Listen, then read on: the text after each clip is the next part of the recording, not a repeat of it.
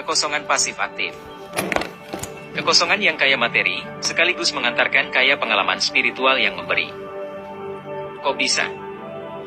Kosong adalah isi, isi adalah kosong. Maknanya adalah bahwa kehidupan nyata sebagai seorang manusia realitas sesungguhnya adalah kekosongan dan isi saat bersamaan sekarang adalah satu kesatuan eksistensi yang sedang berlangsung. Tetapi jika sudah dalam bentuk kehidupan duniawi, tidak ada kekosongan mutlak lagi. Tetapi kita tetap masih dapat selalu mengakses sisi kekosongan dan tetap dapat menjadikan sifat kekosongan sebagai dasar eksistensi batin dalam mengelola isi kehidupan duniawi.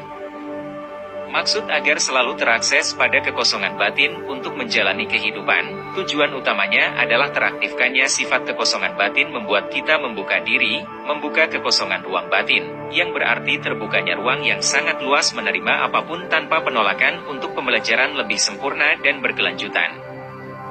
Dibutuhkan suatu sifat penerimaan dari kekosongan berfungsi secara pasif aktif. Pasif.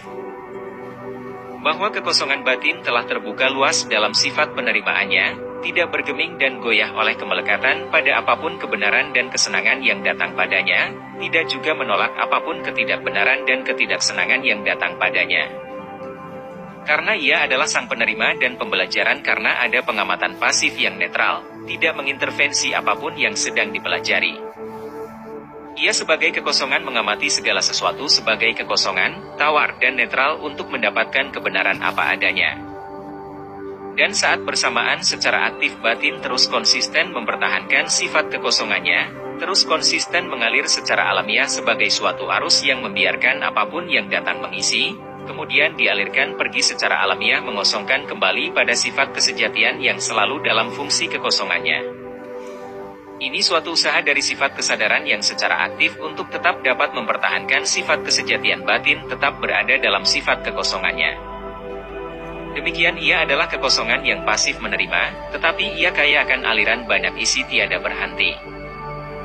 Maka sifat kesejatian kekosongan batin berkesadaran, sebagai kondisi yang terjaga kosong, tidak memiliki pengetahuan, tetapi saat bersamaan karena kekosongannya terbuka menerima, akan selalu terisi penuh oleh suatu arus yang mendatangkan banyak masukan pengetahuan, tetapi tidak pernah memiliki pengetahuan yang kaku menetap lagi. Ia adalah batin kekosongan yang bebas luas menggunakan arus pengetahuan apapun untuk memudahkan hidupnya.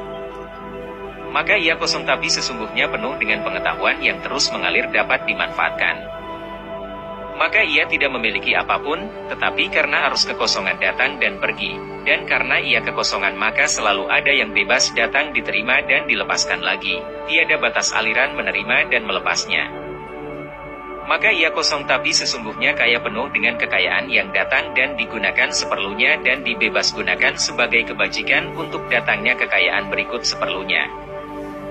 Maka sifat kekosongan batin berkesadaran yang terlatih terbiasa pasif aktif akan menjadi kekosongan yang kaya akan penciptaan yang berkemampuan terus memberi, sebagaimana sifat kekosongan alam semesta yang terus memberikan kehidupan dari kekosongannya yang kaya energi kehidupan. Ia adalah kosong, tapi sesungguhnya orang yang terkaya sesungguhnya.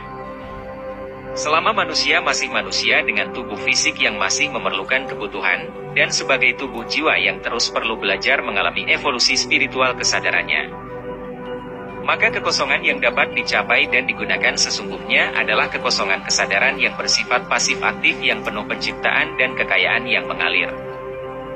Maka kehidupan duniawi yang dijalankan tertuntun oleh suatu arus kekosongan batin kesadaran, akan menjadikan semua kekayaan kebendaan dan kematerian mengikuti arus kekosongan batin berkesadaran menjadi terus diciptakan dan diperbaharui dalam sifat suatu arus kekosongannya, datang dan pergi, hilang timbul berganti, tidak diperlukan kemelekatan lagi. Karena tertransformasikan menghasilkan kekayaan pengalaman abstrak spiritual yang tidak ternilai harganya.